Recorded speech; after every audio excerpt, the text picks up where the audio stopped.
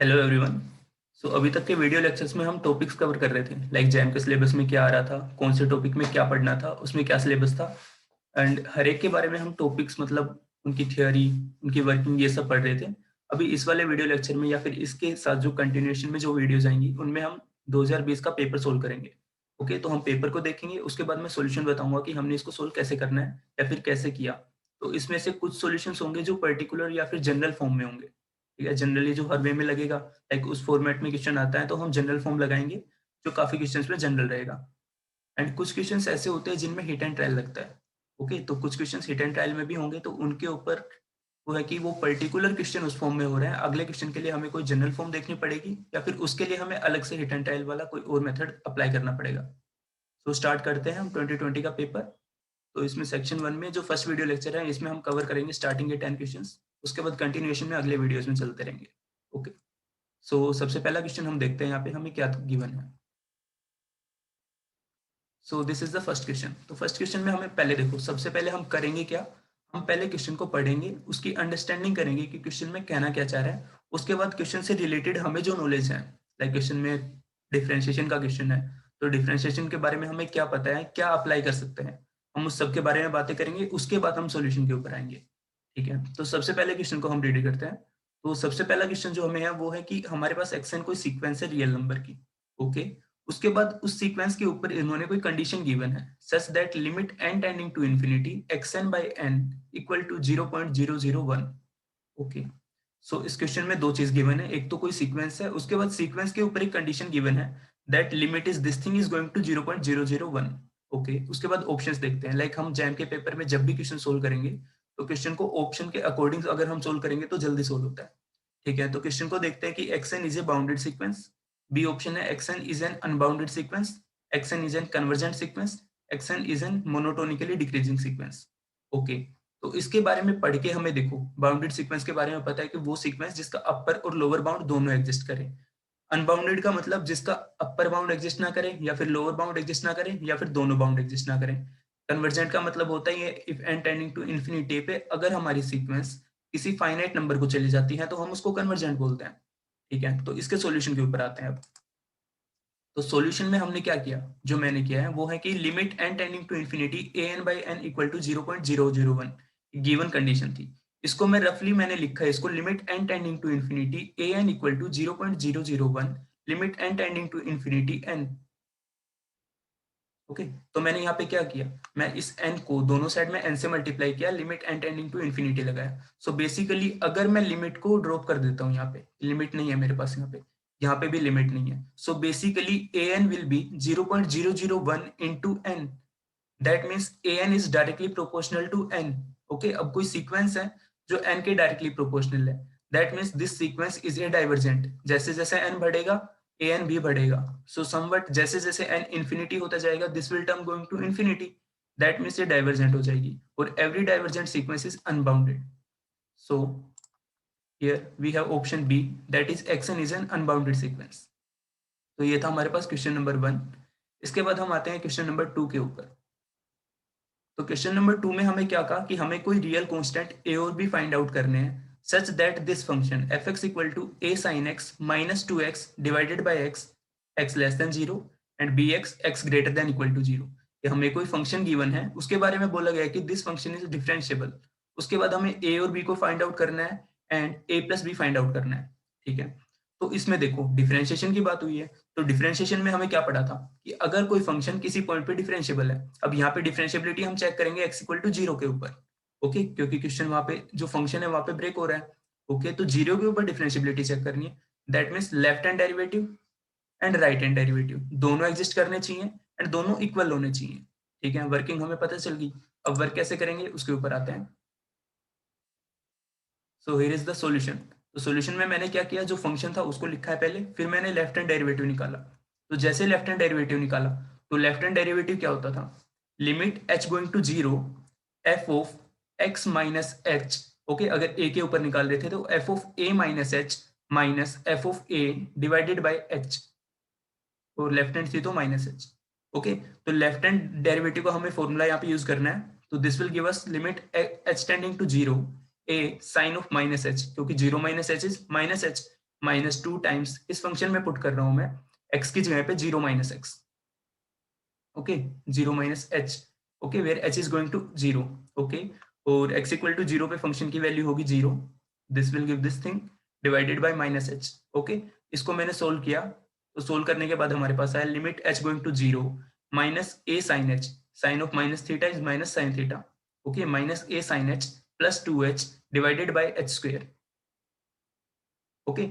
अब देखो जैसे h टेंडिंग टू 0 हो रहा है तो ये गोइंग टू 0, ये गोइंग टू 0, ये गोइंग टू 0, तो ऐसी लिमिट को हम सोल्व करते थे, 0/0 बन गया, तो इसको हम सोल्व करते हैं तो उसके लिए हमें एलोपिटल लगाना होता था, ऊपर वाले का डिफरेंशिएशन, डिनोमिनेटर का भी डिफरेंशिएशन, तो मैंने यहाँ पे ये किया -a cos h प्लस 2 इसका डिफरेंशिएशन, नीचे वाले का भी डिफरेंशिएशन।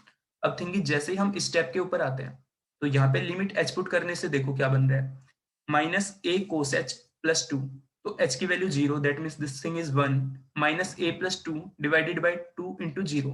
तो अगर इसको इनडेटरमिनेट फॉर्म बनाना है दैट मीन्स डिनोमिनेटर भी 0 होना चाहिए और डिनोमिनेटर भी 0, डिनोमिनेटर तो 0 बन रहा है, दैट मीन्स इसको 0/0 फॉर्म में लेके आने के लिए this thing must be equal to 0, जैसे टेंडिंग टू 0 हो रहा है तो so -a plus 2 equal to 0, that means a equal to 2, okay. A के ऊपर हमें कंडीशन पता चल गई, तो ए की वैल्यू हमें पता चल गई, तो जैसे ए की वैल्यू पता चली तो मैंने ए की वैल्यू को यहाँ पे पुट किया, उसके बाद हमें पता था 0/0 फॉर्म बनेगी, 0/0 फॉर्म को सोल्व करने के लिए हमें क्या करना होता है, एलोपिटल, अगेन इसके ऊपर एलोपिटल लगाया, then we will be getting 2 sin h divided by 2, okay. यहाँ पे a की वैल्यू 2 आ गई थी हमारे पास, cos h का differentiation minus sin x, okay, तो माइनस से माइनस कैंसिल, 2 से ये आ गया 2 sin h by h, h going to 0, this value give us 0। तो यहाँ पे हमें क्या क्या पता चल गया, हमें पता चला a की वैल्यू 2 हो गई और लेफ्ट हैंड डेरिवेटिव की वैल्यू 0 आ गई। अब अगर फंक्शन डिफरेंशिएबल है that means right hand derivative भी लेफ्ट हैंड डेरिवेटिव के इक्वल आना चाहिए, ओके। तो उसके ऊपर वर्किंग देखते हैं, तो जैसे मैं राइट हैंड डेरिवेटिव निकालता हूँ, limit h going to 0 b 0 plus h minus 0 divided by h, right hand derivative की डेफिनेशन लगा रहा हूँ सिंपली, क्योंकि यहाँ पे हमारे पास फंक्शन क्या था राइट हैंड साइड पे, bx, तो यहाँ पे वैल्यू पुट की तो b of 0 plus h minus 0 divided by h, okay. तो राइट हैंड डेरिवेटिव हमारे पास कुछ ऐसे आ गया, इसको जब हम फर्दर सोल्व करते हैं we will be getting limit h going to 0 bh by h से h कैंसिल हुआ, this come out to be b। अब डिफरेंशिएबल फंक्शन होने के लिए लेफ्ट हैंड डेरिवेटिव को राइट हैंड डेरिवेटिव के इक्वल होना था, अब हमने देखा कि लेफ्ट हैंड डेरिवेटिव हमारे पास 0 आया था, that means b equal to 0, क्योंकि राइट हैंड डेरिवेटिव लेफ्ट के इक्वल होना है।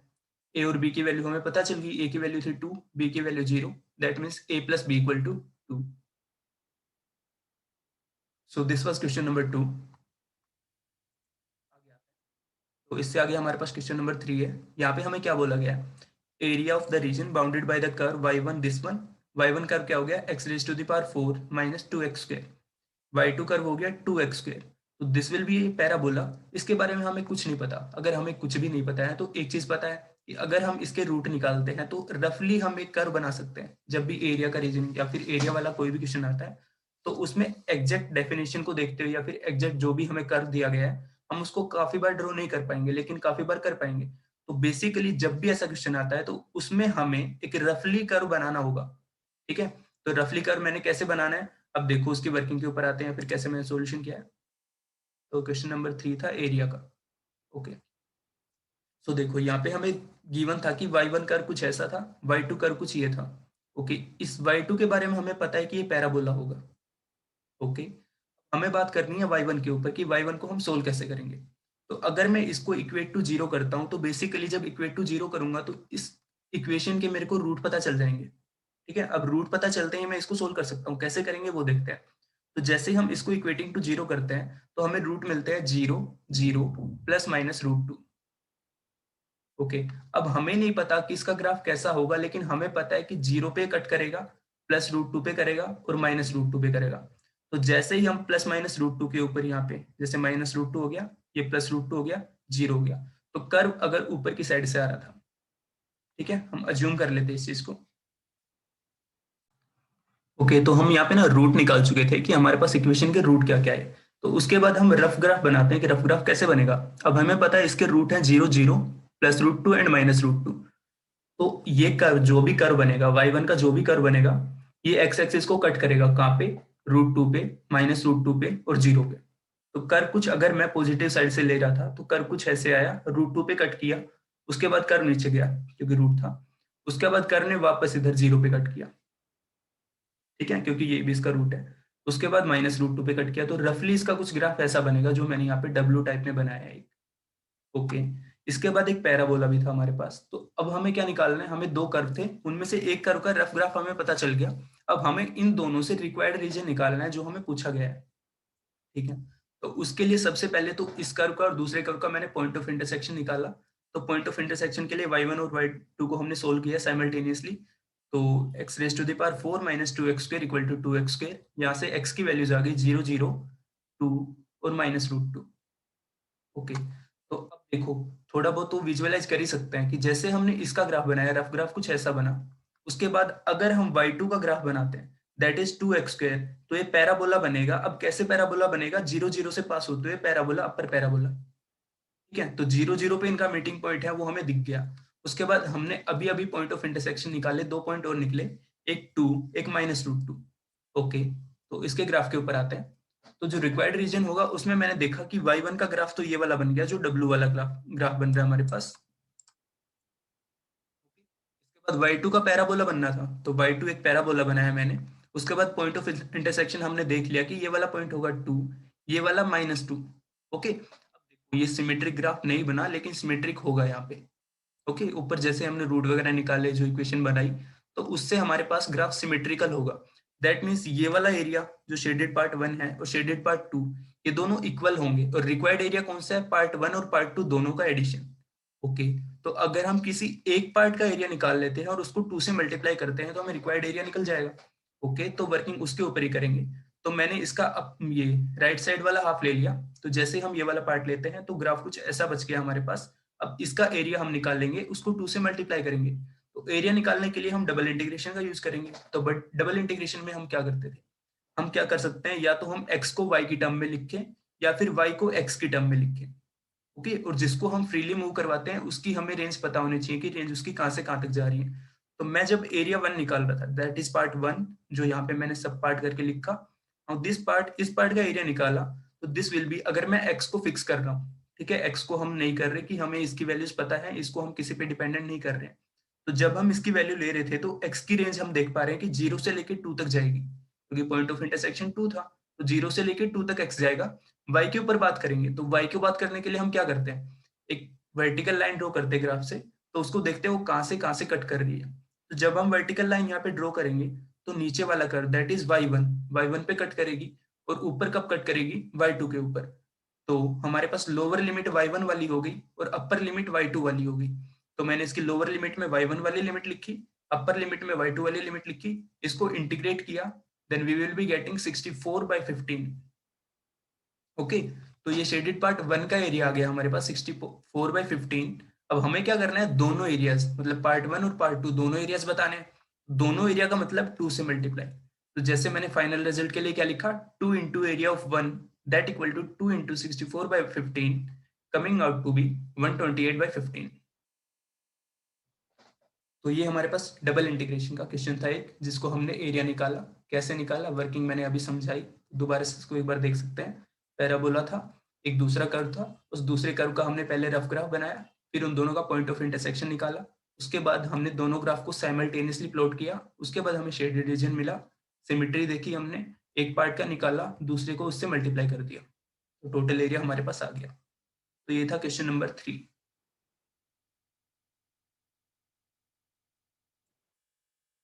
अब बात करते हैं क्वेश्चन नंबर 4 के ऊपर।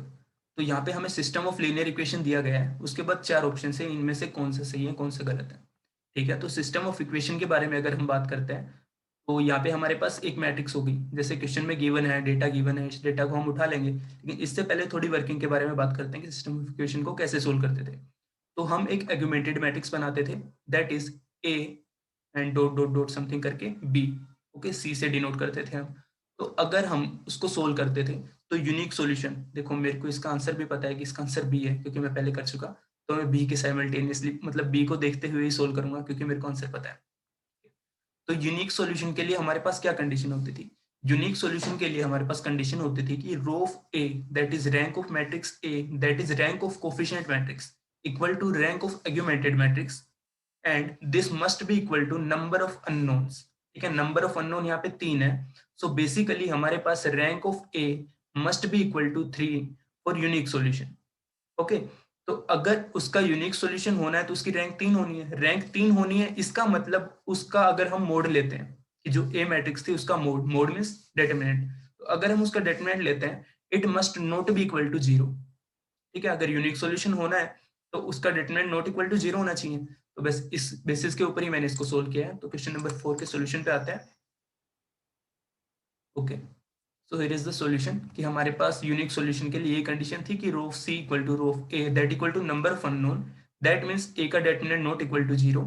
अब जो एग्यूमेंटेड मैट्रिक्स थी हमारे पास कुछ ये बनी, उसके बाद मैंने ए के लिए सोल्व किया, तो ए मैट्रिक्स मैंने ये जनरेट की, उसके बाद इसका डेटर्मिनेंट निकाला। तो जैसे इसका डेटर्मिनेंट निकाला this will be giving a condition like -5a into 1 minus b not equal to 0। Okay, this thing can't be equal to 0 for unique solution. ठीक है, यूनिक सॉल्यूशन होने के लिए इसको 0 नहीं होना। ओके, अब देखते हैं कि ये 0 कहाँ कहाँ पे हो सकता है। तो ये इक्वेशन अगर हम सोल्व करते हैं तो ये कब 0 हो सकता है, या तो a 0 रहा हो, या फिर 1 प्लस b 0 आओ, या फिर दोनों 0 रहे हो। तो उस केस में 0 हो सकता था। तो अगर हम a को नॉट इक्वल टू 0 ले लेते हैं, b को नॉट इक्वल टू 0 ले लेते हैं, इन दैट केस हमारे पास यूनिक सॉल्यूशन हो सकता है। ठीक है, मैंने क्या बोला, यूनिक सॉल्यूशन हो सकता है। अब यूनिक सॉल्यूशन हो सकता है तो ऑप्शंस के ऊपर जाते हैं। तो ऑप्शन बी मैं जैसे देख रहा हूं तो यहाँ पे ए की वैल्यू है -1, बी की वैल्यू है 1। तो ए की वैल्यू -1 पॉसिबल केस है यूनिक सॉल्यूशन के लिए, बी की वैल्यू 1 पॉसिबल केस है यूनिक सॉल्यूशन के लिए। ओके, तो ए और बी इसके लिए मतलब ऑप्शन बी सही हो गया। ठीक है, अब थर्ड केस था यहाँ पे जो बन रहा था कि ए और बी दोनों की वैल्यू 0 हो तो भी इसका यूनिक सोल्यूशन हो सकता था। लेकिन उस केस में जब हम ए और बी दोनों को 0 करेंगे तो डेटर्मिनेंट तो 0 आ जाएगा, बट इन दैट केस हम देख पा रहे होंगे कि जो एग्यूमेंटेड मैट्रिक्स बनेगी सी, उसकी रैंक ए मैट्रिक्स से कम हो जाएगी। सॉरी, उसकी रैंक ए मैट्रिक्स से ज्यादा रहेगी, उसकी रैंक 3 ही रहेगी, जबकि ए की रैंक 2 हो जाएगी। इन दैट केस हम बोलेंगे नो सॉल्यूशन। बट यहाँ पे हमें डी ऑप्शन में बोला गया था इन्फिनिटली मैनी सॉल्यूशन, तो ये पॉसिबल केस है नहीं, तो हमारे पास बी ऑप्शन बच गया। तो it's answer is option B. इसके बाद हम आते हैं क्वेश्चन नंबर 5 के ऊपर। ओके, तो इसने बोला कि ई और एफ मेरे पास दो इवेंट है, इनके बारे में कुछ स्टेटमेंट्स दे रखी है, हमें उनकी वेरिफिकेशन करनी है कि वो स्टेटमेंट्स क्या क्या कह रही है। तो सबसे पहला ऑप्शन हम देखते हैं, तो probability of E intersection F, okay, इसके ऊपर बात करनी है, लेस देन इक्वल टू। अब थिंग इज, इसको देखते ही हमारे मन में एक आइडिया आना चाहिए, अगर हमने प्रोबेबिलिटी पढ़ रखी है तो वहां से हमारे पास एक कॉन्सेप्ट था बुल्स इनइक्वालिटी। तो जैसे क्वेश्चन को देखा, प्रोबेबिलिटी है, इंटरसेक्शन है, उसको थोड़ा बहुत विजुलाइज किया, थोड़ा बहुत माइंड में स्ट्राइक किया कि हाँ इसमें बुल्स इनइक्वालिटी लगा सकते हैं। तो बुल्स इनइक्वालिटी इसके ऊपर कैसे लगेगी उसके ऊपर देखते हैं। तो मैंने सॉल्यूशन उसके बेसिस पे किया है। So let's start.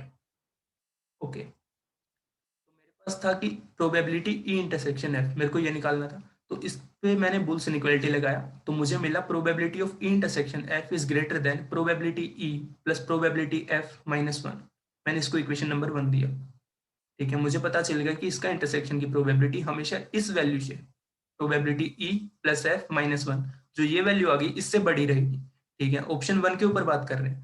तो ऑप्शन 1 के ऊपर मुझे गिवन कंडीशन में कुछ था कि 1 minus probability of E transpose minus probability of F transpose. Basically ये कंडीशन है कि मैं इसको सोल्व कर रहा हूँ, तो मैं इसको जैसे सोल्व कर रहा हूँ कि 1 minus probability E transpose minus probability F transpose. तो इसका मतलब फर्स्ट टू टर्म मतलब probability E minus probability F transpose, sorry it's not transpose, it's complement। okay, sorry, so it's complement, तो probability e minus probability f complement, this will be giving probability e plus probability f -1। okay, अब देखो वहां पे जो option में given था वो था कि probability of e intersection f is less than equal to maximum of these two terms।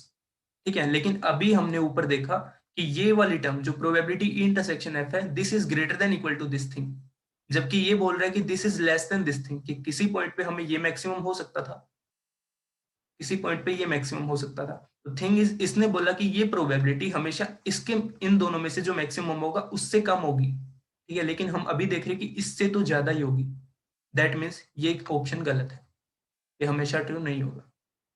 ठीक है, तो ये क्वेश्चन नंबर 4 था, जिसका 5 था, सॉरी 5 के सॉल्यूशन में हमने बोल्स इनइक्वालिटी अप्लाई किया, उसके बाद हमने मतलब उससे कंक्लूड कर पाए कि ऑप्शन ए नहीं हो सकता। ओके, अब आते हैं नेक्स्ट क्वेश्चन के ऊपर। तो क्वेश्चन नंबर 6, यहाँ पे हमें बोला गया कि x हमारे पास कोई रैंडम वेरिएबल था जिसका डिस्ट्रीब्यूशन पॉइजन था। ठीक है, पॉइजन डिस्ट्रीब्यूशन से हमारे पास एक रैंडम वेरिएबल था, पॉइजन का यहाँ पे पैरामीटर है 2। उसके बाद हमें पूछा कि एक्सपेक्टेशन ऑफ 1/1 + x। ठीक है, तो इसको हम कैसे करेंगे या फिर इसके अंदर क्या लगाएंगे? तो अगर हम इसको सोल्व करना चाहें तो 1/1 + x बेसिक डेफिनेशन लगाएंगे एक्सपेक्टेशन की। अगर हम बिना कुछ सोचे या फिर थोड़ा बहुत अगर दिमाग नहीं लगाते हैं तो ये बहुत बड़ा हो जाएगा इसको सोल्व करना, और क्या पता गलत भी हो जाए। ठीक है, तो इसको सोल्व करने के लिए या फिर ऐसे जो भी क्वेश्चन आते हैं उनको सोल्व करने के लिए एक ट्रिक होती है, और वी कैन से एक विजुअलाइजेशन होता है। ट्रिक तो नहीं कहेंगे, सिंपल सोल्व करने का एक मेथड होता है, उस मेथड के ऊपर बात करते हैं। ओके, तो यहाँ पे मेरे पास था कि x मेरे पास पॉइजन को फॉलो कर रहा था विद पैरामीटर 2। ठीक है, इसके बाद मुझे पता था कि अगर कोई भी मतलब पॉपुलेशन थी या फिर इसका कोई भी डिस्ट्रीब्यूशन था, तो इसकी प्रोबेबिलिटी फंक्शन लिखा मैंने, और इसका प्रोबेबिलिटी फंक्शन का समेशन 1 होता है। ठीक है, ये चीज सबको अंडरस्टूड होती है कि अगर कोई भी डिस्ट्रीब्यूशन है, अगर उसका हम प्रोबेबिलिटी फंक्शन लिखते हैं और पूरी डोमेन या फिर पूरी इसकी जो एक्स की रेंज आती है, सॉरी एक्स की जो भी रेंज आती है, एक्स अपनी जो वैल्यू लेता है उन सबके लिए प्रोबेबिलिटी का समेशन करते हैं, this must come out to be 1। Okay, अब हमें निकालना था एक्सपेक्टेशन ऑफ 1/x+1। ओके, तो इसके ऊपर डेफिनेशन लगाई सीधी मैंने, summation x going from 0 to infinity 1/x+1 into probability function of x। ये प्रोबेबिलिटी फंक्शन था, इसको मैंने यहाँ पे पुट किया। ओके, इसके बाद मैं थोड़ा बहुत इसको एडजस्ट कर रहा हूँ, मतलब टर्म्स को यहाँ पे एडजस्ट करेंगे थोड़ा बहुत। तो क्या किया मैंने ये x+1 इंटू एक्स फैक्टोरियल इसका मल्टीप्लाई किया, तो x+1 का फैक्टोरियल बन गया, e⁻⁻², सेम का सेम यहाँ पे रह गया। और यहाँ पे मैंने क्या किया, 2 से मल्टीप्लाई किया, 2 से डिवाइड किया। ओके, तो जैसे मैंने ये टर्म यहाँ पे अप्लाई की, तो ये टर्म क्या बन गई, 2⁻x+1 divided by 2। Now thing is, हम ऊपर अभी एक चीज देख के आए हैं, if x going from 0 to infinity, this term coming out to be 1। Okay, यहाँ पे जो टर्म जनरेट की मैंने, इस टर्म में अगर मैं इस 2 को, जो डिनोमिनेटर में 2 है, इसको बाहर ले आते हैं, तो ये टर्म समवट, यहाँ पे अगर x को हम 0 से रन कर रहे थे, यहाँ पे 0 से रन कर रहे हैं तो 1 आ रहा है यहाँ पे, और यहाँ पे 1 आ रहा है। अब ऊपर वाले में क्या था, यहाँ पे 0 से रन कर रहे थे तो 0 1 2 3 एंड सो ऑन ऐसे टर्म्स आ रहे थे। अब यहाँ पे जब x की वैल्यू 0 से रन हो रही थी, तो यहाँ पे हमारे पास टर्म्स क्या आ रही है, 1 2 3 4 5 6 and so on. Basically zero वाली टर्म नहीं है। अगर जीरो वाली टर्म हम ऐड सेपरेट कर देते हैं, तो स्टार्टिंग की जो टर्म बनेगी, जैसे इसमें जीरो वाली टर्म ऐड करेंगे, तो वो जो जीरो वाली टर्म और ये वाला थिंग, ओके, ये 2 तो बाहर आ गया, डिनोमिनेटर 2 बाहर है। ठीक है, तो जो जीरो वाली टर्म हम ऐड करेंगे और ये वाला समेशन, दिस विल गिव अस 1, क्योंकि ऊपर प्रोबेबिलिटी के फंक्शन से हमने देखा है अभी अभी। ठीक है, या फिर इसको ई की पावर में देख सकते हैं। ठीक है, एक्सपेंशन हो जाएगा एक टर्म का।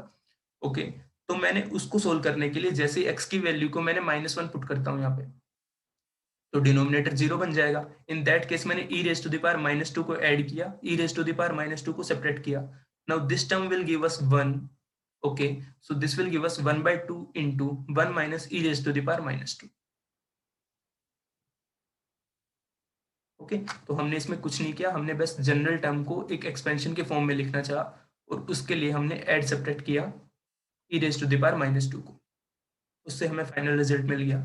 सो ये ऑप्शन है इसका 1 माइनस e⁻², सो 1/2 1 इंटू e⁻², ऑप्शन 6। ओके, इसके बाद हम आते हैं नेक्स्ट क्वेश्चन के ऊपर, क्वेश्चन नंबर 7। तो क्वेश्चन नंबर 7 में हमें कुछ नहीं करना ही नहीं है इसमें, तो जो भी इसमें गिवन है, इसमें हमने बोला कि कोई पॉपुलेशन थी या कुछ भी था, ये पूरी थ्योरी में नहीं पढ़ रहा, मैं डायरेक्ट यहाँ पे बोल रहा हूँ कि जो जो हमें गिवन है, हमें मीन गिवन है पॉपुलेशन के बारे में, वेरिएंस गिवन है, मीन है 20 kg, वेरिएंस है 3, सॉरी ये स्टैंडर्ड डेविएशन है, स्टैंडर्ड डेविएशन है 3। उसके बाद हमें बोला कि सेबेसिव इनइक्वालिटी लगानी है, और उसके बाद हम सेबेसिव इनइक्वालिटी लगा के हमें प्रोबेबिलिटी बतानी है कि जो हमारे पास वेट है यहाँ पे वो 14 और 26 के बीच में रहेगा। ठीक है, तो सबसे पहले हमें पता होना चाहिए कि सेबेसिव इनइक्वालिटी होती क्या है, तो मैंने सेबेसिव इनइक्वालिटी लिखी है सबसे पहले तो। ओके, तो गिवन था कि म्यू था हमारे पास 20 और सिग्मा था 3। उसके बाद मैंने सेबेसिव लिखी, तो वो क्या होती है, probability of mod of x minus mu less than equal to k sigma is greater than equal to 1 minus 1/k²। ये सेबेसिव इनइक्वालिटी होती है जिसको हमें याद रखना है। अब इसके बाद इसने बोला कि हमें प्रोबेबिलिटी बतानी थी कि 14 और 26 के बीच में हमारा वेट रहेगा, that is x is the weight and x is basically the population having mean equal to 20 and standard deviation equal to 3। तो इसके ऊपर हम सोल्व करते हैं। तो जैसे मैं इसमें से -20 करता हूँ, तो this will give us -6, this will give us 6 and this is x -20। तो इसको हम थोड़ा सा देखें, अगर हम यहाँ पे मोड अप्लाई करते हैं, that means probability that x minus mu, basically 20 is mu, is less than equal to 6। Okay, तो अब से उसे इक्वेट करते हैं। तो k sigma equal to 6। Okay, so k sigma equal to 6, so we are getting k equal to 6/3 that equal to 2। Okay, तो Chebyshev inequality में थोड़ा बहुत हमने विजुअलाइजेशन देखा, सोल्व करके देखा, तो हमें k की वैल्यू मिल गई। अब इसमें अप्लाई कर देंगे। So this thing is greater than equal to 1 minus 1 by k की वैल्यू 2 है हमारे पास, तो 2 का square 1 minus 1 by 4 that equal to 3/4। So this was the option 3/4। Okay, अब क्वेश्चन नंबर 8 के ऊपर आते हैं। तो क्वेश्चन नंबर 8 में हमें क्या बोला कि हमारे पास कोई पॉपुलेशन है नॉर्मल 1,2। ठीक है, नॉर्मल पॉपुलेशन है जिसके पैरामीटर्स है 1,2। उसके बाद हमें x बार दिया, उसके बाद s square that is sample variance दिया 1/9 समेशन xi माइनस x बार का स्क्वायर। हमें वेरिएंस ऑफ s स्क्वायर पूछा है। तो जब भी कुछ ऐसे क्वेश्चन आते हैं तो उनमें हमें करना होता है ट्रांसफॉर्म, मतलब एक का डिस्ट्रीब्यूशन किसी दूसरे में इक्वेट करके देखना होता है, क्योंकि डायरेक्ट हम इसको सोल्व नहीं कर पाएंगे। कर देंगे लेकिन वो बहुत लेंदी हो जाएगा। सो हम ट्रांसफॉर्म करेंगे इन चीजों को, कि कुछ कुछ ट्रांसफॉर्मेशन लगाएंगे जिससे हमें दूसरे चीज में कन्वर्ट हो जाए। तो हमें एक चीज पता है कि if we do n-1 s square divided by sigma square, then this thing will follow chi square with n-1 degree of freedom. तो मैंने सॉल्यूशन में यही अप्लाई किया। तो हियर इज द सॉल्यूशन, कि अगर मेरे पास x था नॉर्मल 1,2 से, ये सैंपल वेरिएंस था 1/9 summation i going from 1 to 10 xi minus x बार का square. So we know that n-1 into s square divided by sigma square, this will follow chi square with n-1 degree of freedom. Okay, n-1 की value है यहाँ पे 9, sigma square की value है 2, तो 9/2 s square, this will follow chi square with 9 degree of freedom. Okay, अब हमें variance निकालना है s स्क्वायर का, तो दोनों साइड वेरिएंस ले लेते हैं। तो variance of 9/2 s square, this will equal to variance of chi square with degree of freedom 9, n-1 is 9। अब अगर chi स्क्वायर की डिग्री n होती है तो उसका वेरिएंस होता है 2n। अब यहाँ पे है 9, तो इसका वेरिएंस हो गया 9 इंटू 2। और इधर जब हम देख रहे हैं तो इसका वेरिएंस हम निकालते हैं, तो 9 square divided by 2 square into variance of s square. Basically variance of ax होता था ना, a square into variance of x, तो 9 square divided by 2 square variance of s square. जैसे इसको सोल्व किया तो variance of s square will coming out to be 8/9। So option 8/9 D. So this was question number 8। अब हम करते हैं question number 9 के ऊपर बात। तो क्वेश्चन नंबर 9 में हमें क्या गिवन है या फिर कैसे सोल्व करना है, क्या करना है, इसके बारे में पढ़ते हैं।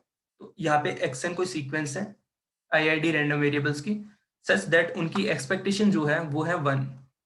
ठीक है, IID रैंडम वेरिएबल्स है, सबकी एक्सपेक्टेशन 1 है, वेरिएंस भी 1 है। उसके बाद हमें अप्रोक्सीमेट डिस्ट्रीब्यूशन बताना है इसका, जो टर्म यहाँ पे गिवन है 1/√n summation i going from 1 to n x2i minus x2i minus 1। ठीक है, तो जब भी कुछ ऐसे क्वेश्चन आते हैं जिनमें कुछ ऐसा समेशन के अंदर कुछ ऐसी टर्म गिवन होती हैं, तो इन सब में हमें इस समेशन के अंदर वाली टर्म को कुछ एक नई टर्म मान लेते हैं y।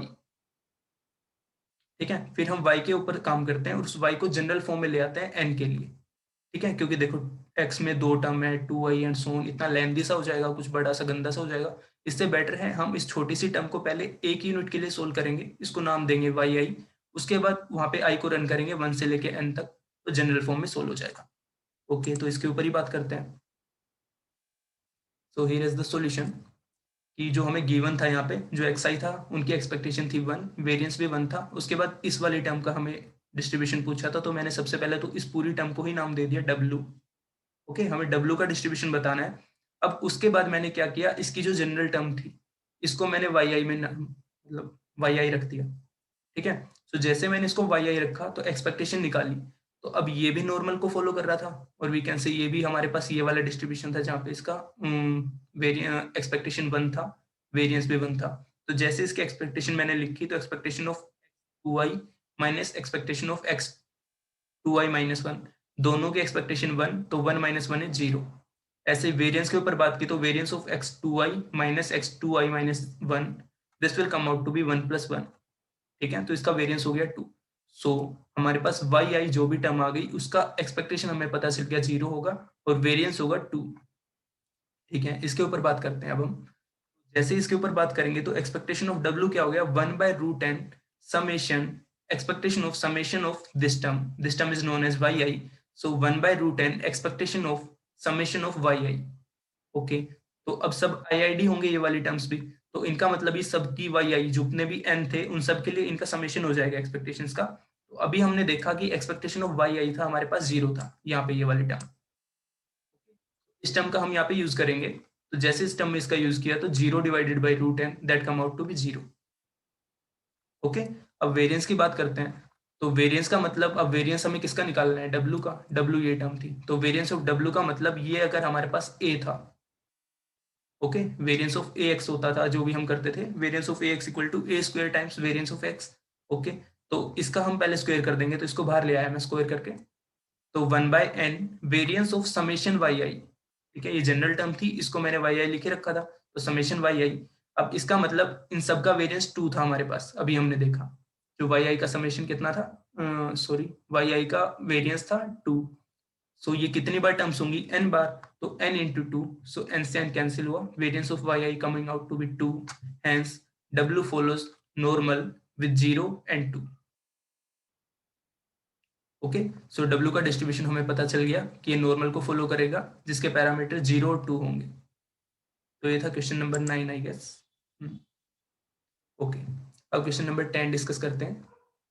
तो क्वेश्चन नंबर 10 में हमें क्या गिवन है, हमें बोला गया है कुछ एक्सरसाइज हैं जो हमारे पास IID रैंडम वेरिएबल्स हैं जो normal mu comma sigma square को फॉलो कर रहे हैं। म्यू रियल लाइन से बिलोंग कर रहा है and sigma square positive. Okay, तो हमें डिफाइन किया गया है एक W टर्म जिसको ऐसे लिखा गया 1/2n square summation for all j xi minus xj का स्क्वायर। ठीक है, तो अभी पीछे वाले क्वेश्चन में मैंने बोला था कि जब भी हमारे पास कुछ इस फॉर्म में क्वेश्चंस आते हैं तो उनको सॉर्ट करने के लिए हमें क्या करना होता है, इस जनरल टर्म को एक और टर्म मान लेते हैं। ठीक है, तो ऐसे मैंने इसको भी सोल्व किया, तो I have solved like okay this thing. Exercise given थे हमें, ये एक्सरसाइज थे normal mu comma sigma square को फॉलो कर रहे थे, W कुछ ऐसे लिखा गया था, इसके ऊपर बात कर रहा था मैं। तो मैंने क्या किया, मैंने जनरल टर्म को पहले उठाया, तो xi माइनस एक्स जो हमारे पास एक और वेरिएबल बन गया xi minus x J, it will be following normal 0,2 sigma square.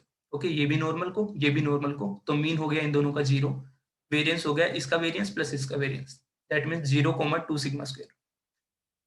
मैंने देखा कि जब भी मेरे पास i और j इक्वल रहे होंगे, ओके, जब मेरे पास x1 माइनस एक्स किया होगा, तो इन दैट केस जो xi माइनस एक्स हुआ वो 0 हो गया for all i equal to j।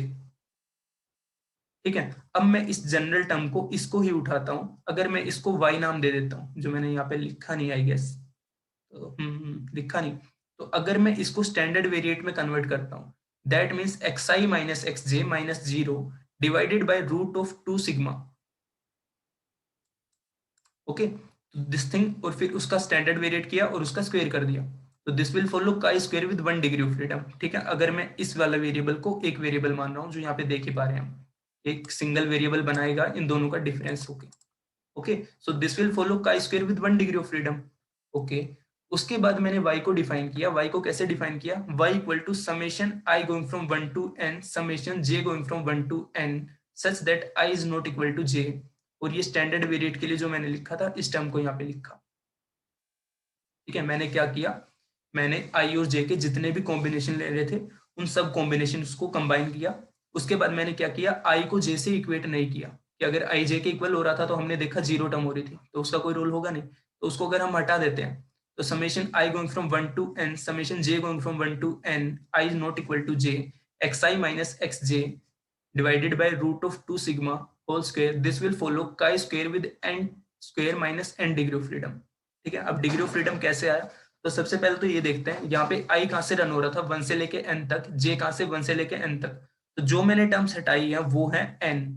ठीक है, i जब i बन रहा j बन रहा, i 2 रहा j 2 रहा, 3 4 3 3 4 4 and so on n n। So basically मैंने n टर्म्स को हटाया, तो ये माइनस n तो वहां से आ गया।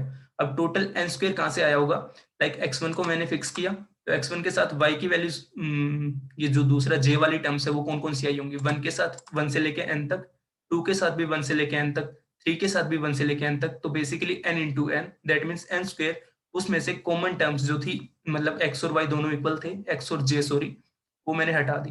तो दिस टर्म विल फॉलो का square with n square minus n। ठीक है, उसके बाद मैं w के ऊपर थोड़ा काम करता हूँ। तो w को मैंने क्या लिखा, 1/2n square summation i going from 1 to n summation j going from 1 to n xi minus xj का स्क्वायर, जो गिवन था।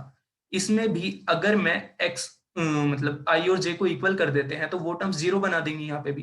तो अगर मैं उन टर्म्स को हटा देता हूँ तो w सेम रहेगा, क्योंकि समेशन सेम वैल्यू देगा हमें।